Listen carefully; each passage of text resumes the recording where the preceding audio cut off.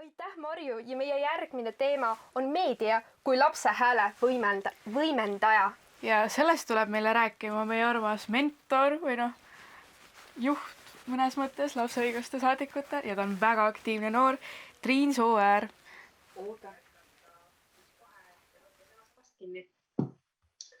Ehk siis kohe panen ka klassikalise esitluse ette, et oleks ikkagi ja üks hetk.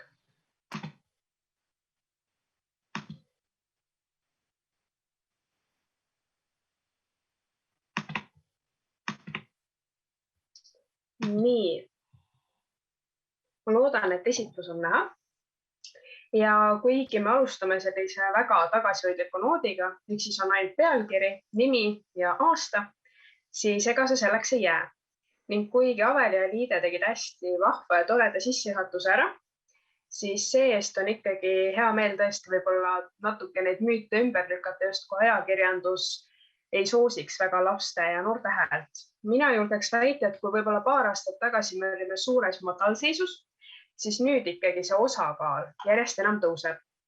Ja miks siis üks 18-aastane, Pirita Majandusgümnaasiumi 11. klassi noor, täna on teile siin rääkimas meediat kõige enam selles, et mul on olnud suurim au ja hea meel, et minu ümber on olnud sellised inimesed, tänu kellele siis on olnud võimalus kogu aeg ennast edasi arendada ja läbi erinevate noorteorganisatsioonide ja rollide jõuda siis täna siia, kus ma olen, ehk siis töötan Lastekaitse Liidus lapseõiguste saadikute koordinaatorina. Ja seepärast on ka Aveli ja Liide üle hästi hea meel, et nemad meil on kenasti võrgustikus kaasatud. Aga sellest kõigest varsti lähemalt. Kuid ma hästi selle praktika puhul, mis mul on olnud siin mitu aastat meediamaastikul ja seda kõike jälgides just perspektiivist, et kuidas siis meil laste ja noorte kaasamisega lood on, siis saame ka alustada sellega, et ma ise hästi ühindun sellest, et kõik saab alguse huvialaringidest, ehk siis mida on siin ka ühe pealkirjana näha.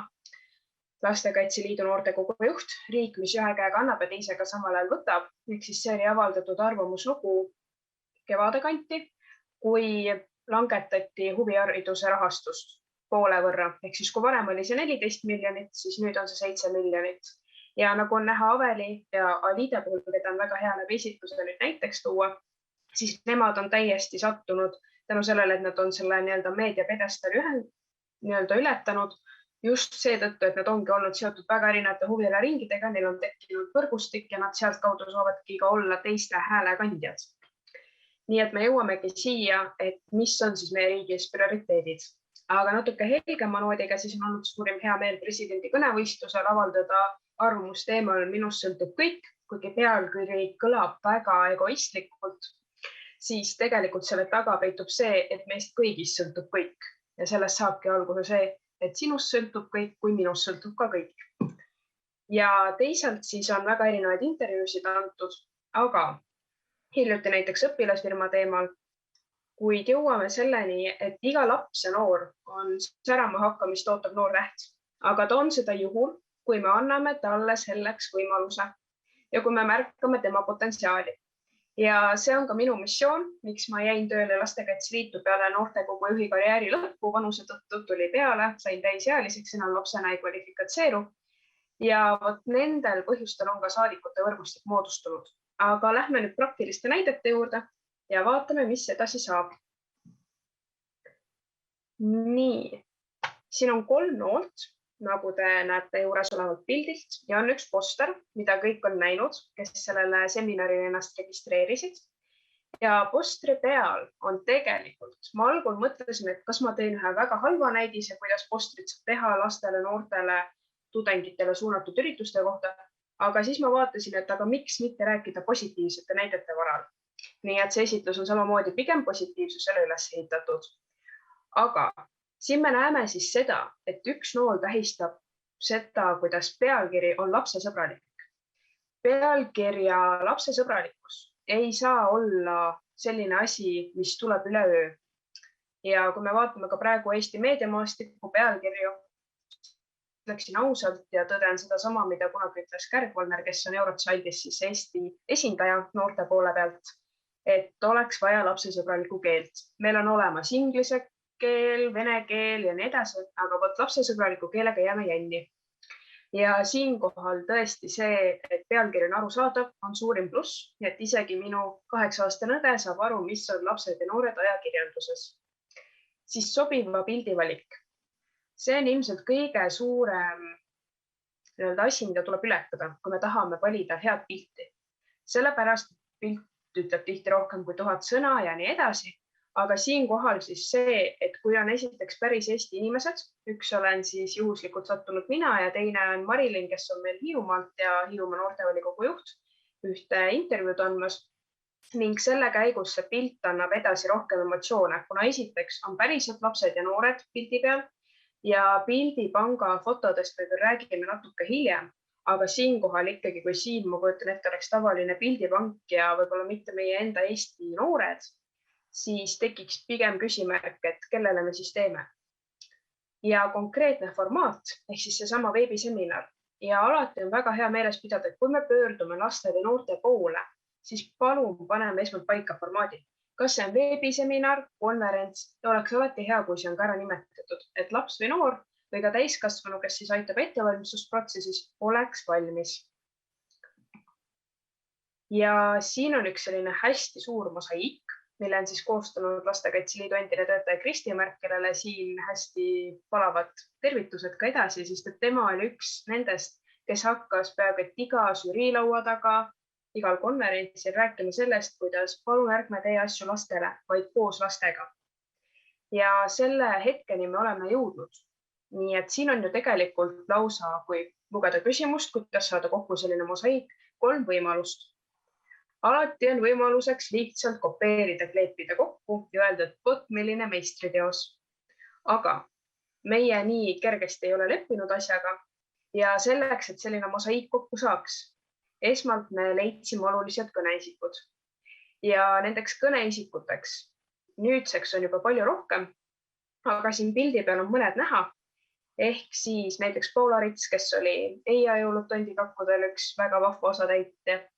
Siis on siin meil näiteks Sotsiaalministeeriumiga ühine kõne, kus on lausa kõik vahvad noored ja nii-öelda ametnikud näha, kes selles osalesid, kaasa arvatud minister. Siis siin on ka näiteks õhtusaates esinemist, et kui nüüd kõik see üheks tervikuks kokku panna, siis tegelikult mida rohkem me laseme lastel ja noortel ise meedias rääkida, siis selliseid mosaiike peaks olema rohkem. Aga sellised asjad ei teki üleöö, vaid igast pisidetailist saabki alguse suur mosaiik. Ja need samad lapsed ja noored, kui nad teil juba on näiteks kõneisikud mingisugustel teemadel, siis neile tuleb pakkuda võimalusi edasi arenemiseks. Seda ei saa teha kohustuslik, aga soovituslikult kohustuslik, et alati märgata seda potentsiaali. Ja siin me jõuamegi 3 olulise etapini. Ja kuna see esitlus on koostatud täiesti praktika põhjal, mis on siis 2 aastat nii-öelda justkui kestnud selles meediavaldkonnas laiemalt, siis ma võiksin öelda, et ma arvan, kui pimesi selline statistika koostada, siis see nii-öelda kõver võibki niimoodi välja näha. Et kõige alguses, kui me hakkame üldse lapsi ja noori kaasama, siis on paar vahvat lugu, kuidas ükskord helistati ka endisele Lastekaitse Liidu töötajale Kristile ja küsiti, et mida teie arvate sellest teemast? Ja teema oli siis lastega seonduv, meediaväljaannet ei nimeta. Ja siis Kristi ütles, et aga mis oleks, kui küsiks laste käest, nende enda käest, et mitte ei hakka Kristi avaldama arvamust teemal, et huvitav, mida küll lapsed ja noored arvata võivad. Ja selle peale siis ajakirjanik kohkus ära ja ütles sellise toreda lause, et ohoh, selle peale ma ei olegi veel tulnud. Ehk siis, kui me hakkame lugu koostama, mõnda seminari, siis see algfaasis kaasamine, jah, ta võib laste noorte puhul olla natuke keerukas. Esiteks sellepärast, et nad on üdini ausad ja ütlevad otse välja, aga teisalt see võib loole väga hästi kaasa aidata. Ja siinkohal on oluline siis tõesti, nagu ka Marju Himma-Kadakas ennem siis viitas, lähtuda eetikast, aga võtta seda väga mõistlikult. Siis see teine ehk siis keskmine tulp on see, et leiame sobiva formaadi. Kui me neid kaasame ja leiame selle sobima formaadi, siis on võimalik jõuda juba kaugemale. Ja lõpuks see kõige suurem tulp ehk siis parempoolne, kus nool läheb ainult edasi, tähendabki seda, et kuidas me seda potentsiaali arendame. ja kuidas ta kõrgusesse viia, et kui ta on juba meil kõneisik või kui ta veel ei ole ja tema potentsiaal on avastatud, siis on ideaalne, aga me peame jõudma sinna faasi, kus me avastame need potentsiaaliga noored, kes võivadki kõneisikuteks olla ja seeläbi teisi esindada. Ja siin need etapid täpsemalt siis läbi võttes, siis kõigepealt see kaasamine algtasandil saab ka alguse sellest, kui me kuulame nende ideid, kommentaare, mida nemad on märganud. Ja tihti võib kaasa aidata näiteks see, mida mina olen hästi palju kasutanud nüüd töös noortega, kes on meil lapseõiguste saadikud, siis nendega erinevad näiteks Padletid, kus nad saavad oma ideed panna ja tihti, kui me lubame neil jääda oma ideid avaldades anonüümseks, võib tulla sealt puhast kulda. Ja põhjus, miks anonüümsus võib olla oluline, on just see, et noorena, ma usun, ja ka täiskasvanud on see, et ei tea, kas see idee sobib või ei sobi, aga kuna me ju kõik lähtume oma töös sellest, et iga idee tuleb ära kasutada, siis tuleb lihtsalt selleks luua sobiv keskkond. Siis lugupidav suhtlemine. Selle all ma näiteks pean silmas seda, kui see oli nüüd ka aasta tagasi, kui üks ajakirjanik taaskord helistas koordinaatorile, küsis, et kas saaks noorte arvamust. Tookord oli siis teema minister Repsist ja äkki olid kooli vaheajad ning edastati siis minu kontakt ja lubati, väga kiire oli sellega, lubati ühendust võtta. Ja mis siis juhtus, oli see, et mina ootasin, õnneks oli distantsõpe, nii et koolitunnis sellepärast ära ei tulnud ja kõnet ei tulnud.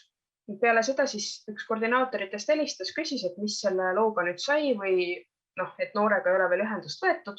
Ja siis öeldi, et loo suund muutus, aga ainus, keda ei teavitatud, oli siis noor ise. Ja vot see ei kuulu lugupidava suhtlemise alla. See on täiesti okei ja sobib, kui mõni teema vahetub või täiesti suund muutub, sest et me elame sajandil, kus kõik muutub kogu aeg. Aga lugupidav suhtlemine ka lapse ja noorega, sest et uskuge mind, nad on küll ausad, aga nad täpselt samamoodi peavad kinni tähtaegadest, kui vaid neile need öelda.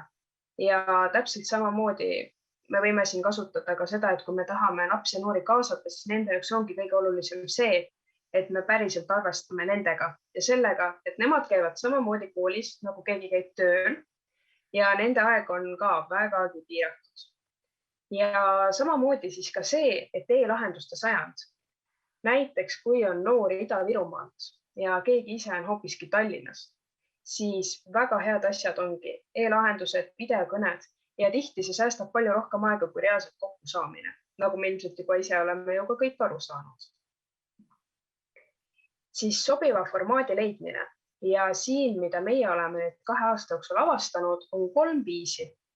Esiteks see, nagu on ka sellelt vasakpoolselt pildilt näha, et me esindame paljusid arvamusi, aga see üks inimene on seal ees, et teised jäävad seljaga, aga üks jääb näoga.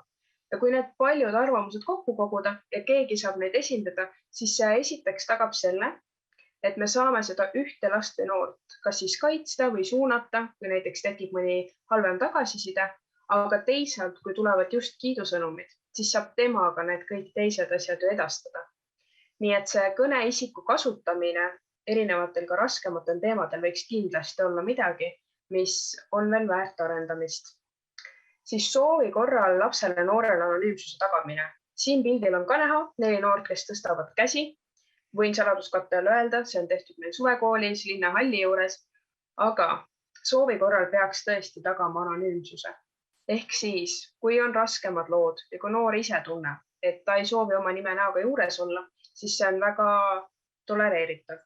Aga teisalt paneksin väga ka südamele seda, et kui me näiteks arvame, et paneme ainult eesnime ja vanuse, see on veel väga arusaadav aktsepteeritav, aga kui me paneme sinna näiteks eesnime maakonna ja siis ei pea isegi vanust panema, aga Eesti on paraku nii väike, et see laps-noor tuntakse ära.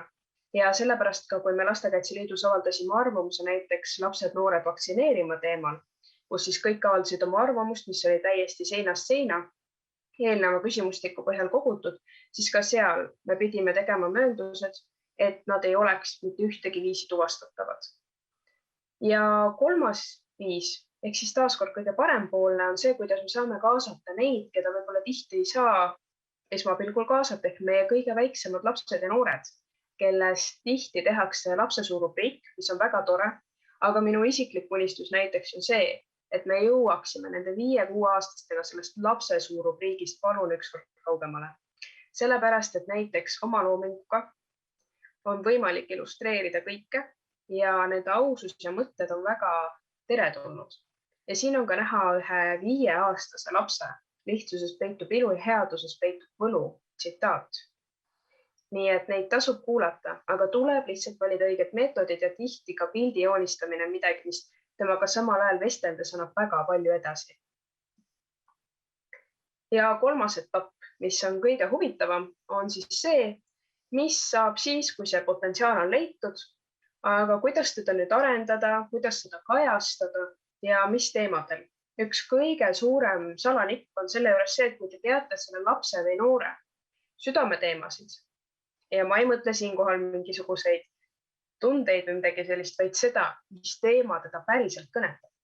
Näiteks Paula, kellega me oleme siin ainult lapsed eetris tiitli all vestlemas just filmist. Tema puhul kehtib see, et talle meeldib kõik, mis on seotud filminduse, näitlemisega. Ja kui temaga oli filmindusest rääkida lausa niimoodi, et me vist tookord rääkisime eetria täiesti lõhki, siis see on juba suur samm edasi. Ehk siis julgelt kasutada seda, kus on ainult lapsed eetris formaati. Ja loomulikult otseülekannetega tekib siin agasid, aga samas ma arvan, et kui paberit leiutades oleksid hiinlased arvanud, et vot ei tea, aga kas keegi hakkab seda kasutama, sest papüürus on ju parem, siis me oleksime jõudnud järgmise agani ja meil ei oleks praegu midagi, mille peale kirjutada. Nii et siinkohal hästi julgelt seda formaati kasutada ja lapsed ja noored, eelkõige kui nendega eelnevalt läbi rääkida, on selles osas parimad suunanäitajad.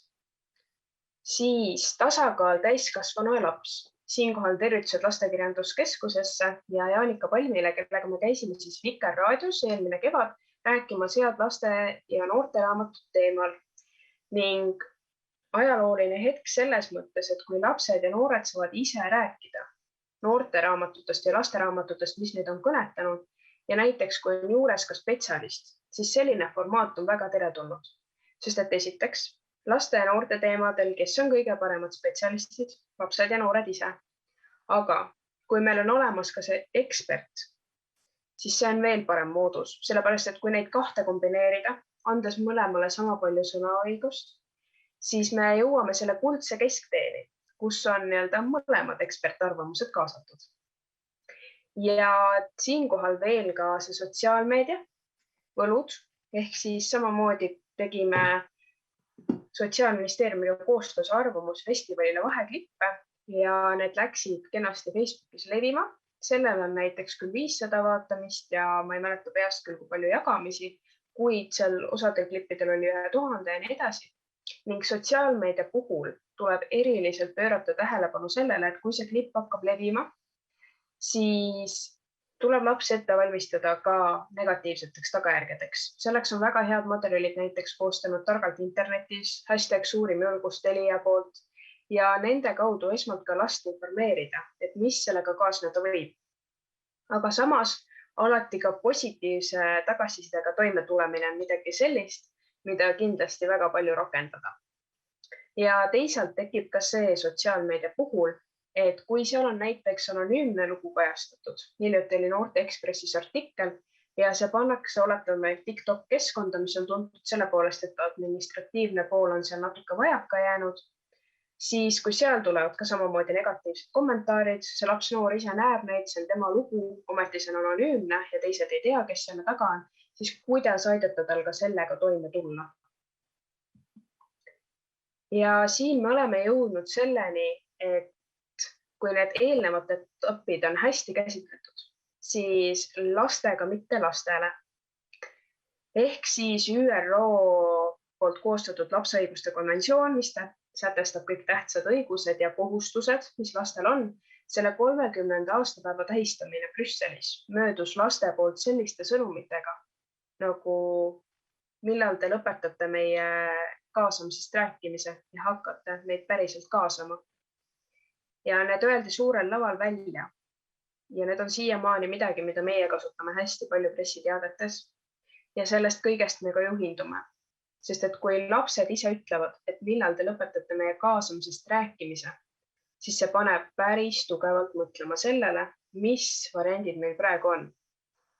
Ja sealt tuli ka välja see, et tehke asju mitte meie jaoks, vaid koos meiega. Ja lisaks ka selline huvitav tsitaat tuli sealt, et lapsed on suurepärased muutuste esindajad. Palun lubage meil teiega koos meid puudutavates küsimustes lahendusi otsida ja tegutseda. Usume, et meie käes on nii mõnigi võti, mis avab rohkem uksi, kui te praegu ette kujutate. Kuna me ju tegutseme ikkagi tuleviku põlvkonna huvides ja et alati läheks kõik paremuse poole, siis miks mitte neid päriselt kaasata? Ja lapseõiguste konventsioon, mis on tuntud selle poolest, et ega lapse ja noorena seda mõista on tihti ka osadel täiskasvanutel päris raske, sest et see sõnastus on natuke keerukas ja ikkagi diplomaatiline, siis sel aastal tähistas lapseõiguste konventsioon eesti keelde tõlgituna 30. aastapäeva. Ja selle raames ilmus siis laste ekraaniga koostöös 30 erinevat videot, kus lapsed ja noored ise selgitasid lahti konventsiooni mõne punkti. Ja seda siis 30 sekundi raames, mõnel läks võib-olla pikemalt, mõnel vähemalt. Ja kõige noorem osaleja selles programmis oligi meil siis, kes on siit ka näha, kõige vasakpoolsem ülemine, Selene, kes oli 8-aastane. Ja kui ikkagi tema ka seda teksti lihtsustatud versiooni kujul harjutas, mis ta ise oli siis endale valmis teinud, siis ka seal tuli teha mööndused sellest veel paremini aru saada. Nii et siin ka hea dokumendi juhis, kui me teeme lastele suunatud asju, siis väga tuleb üle vaadata keelekasutus, lapsesõbralik keel, hüüumärk. Ja siit ka küsimus, mis saab, kui teeme päriselt koos lastega, mitte lastele? Ma usun, et see pilt siin näeb hulga efektsem välja, kui meil oleksid olnud näiteks kaasatud ainult näitlejad, kes oleks neid sisse lugenud. Ja seda ilmselt tõestabki see lapseõiguste kuu raames tehtud projekt. Ja me saime laste ja noortega kontaktis kõik need videod äkki kokku 5 päevaga. Siis me monteerisime ja saime need kenasti ka üles laaditud. Nii et siinkohal ei pea üldse kartma. Tihti laste ja noorte puhul väga ruttu võib ilmneda see, et nad vastavad, teevad ära ja sealt lihtsalt see tagasisidestamine, et kas tahaksime siis pikkupidi või laiupidi, see on veel väike protsess. Ja siin siis ka niisugune näide Pusle varal, et Hagi suhtluspäevik, mis siis tegi 3 heategevuslikku laivi ehk siis otse ülekannet Facebooki sotsiaalmeedia platvormil, mida tehti 3 korda ja seal, ma ütleks, oli tihti selline tunne, et tahaks lihtsalt aplodeerida neile, kes selle formaadi välja töötasid. Sest kaasatud olid nii täiskasvanud spetsialistid, väga edukad, tublid ja ka lapsed, noored ise, kes rääkisid, mis on neil südamel, mida nad teevad. Ja seal ei olnud ainult need edukad noored või ainult suunamudijad noored, kes paistavad silma väga suure edulennuga, vaid seal oli ka neid, kes on olnud näiteks kimpus vaimse tervisega, nad on sellest välja tulnud ja nad jagavad oma kogemuslugu. Ja siinkohal tõesti see, et kui meil on pusle, meil on lapsed ja täiskasvanud, aga mis saaks siis, kui me ühendaksime selle plusle kokku? Ehk siis täiskasvanutel oleks see raam, et nad saavad siis panna selle lapse öeldu sobivasse struktuuri, et see ei kahjustaks kedagi, aga teisalt me jätame lastele selle vabaduse.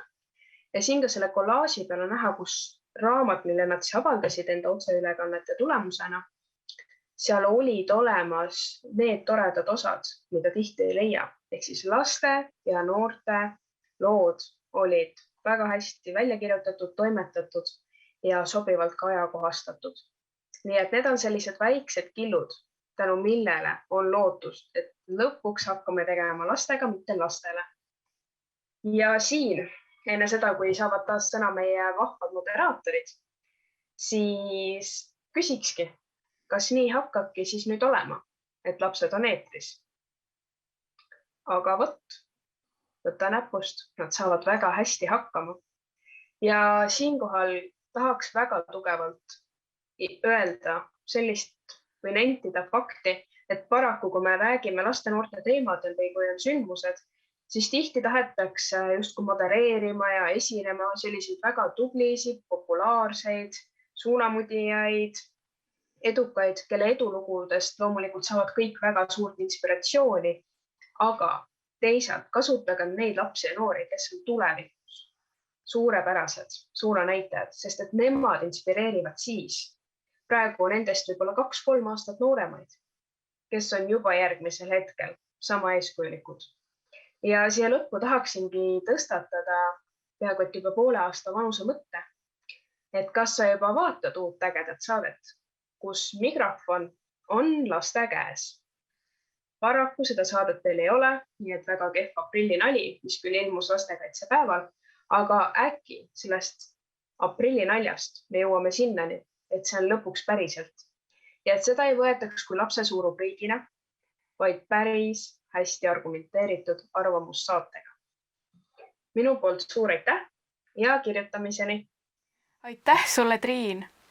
Ja kohe, oota veel natukene, kohe jõuame sinu küsimusteni. Aga kui te mõtlete, et mis raamatud meil käes on, siis saate seda peale küsimusi teada. Just nii. Ja nüüd lähme siis kohe, et ütlen ka niimoodi, et kuulajad kohe ära ei ehmataks, siis Triin saab alati väga huvitavaid küsimusi ja siin on ka näide, kui huvitavad need siis on. Triin, kui oleksid üks roheline tulnukas, kes esimest korda külastab Eestit ja külastades on tema eesmärk tutvuda Eesti lastega.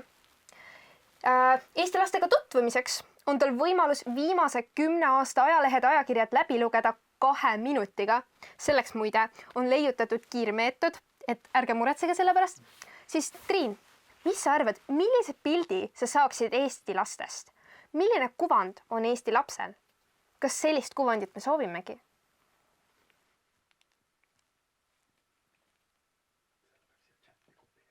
Ohoo. See vist nõuab ikka pikka mõtlemist ka, mul on tunne. Jah. No eks me mõtleme ka, see on väga huvitav küsimus. Milline see kuvand võiks sinu arvates olla, Liida? Mõtle, et see... Ma arvan, et Eesti lapsed on tublid. Eesti lapsed on tublid.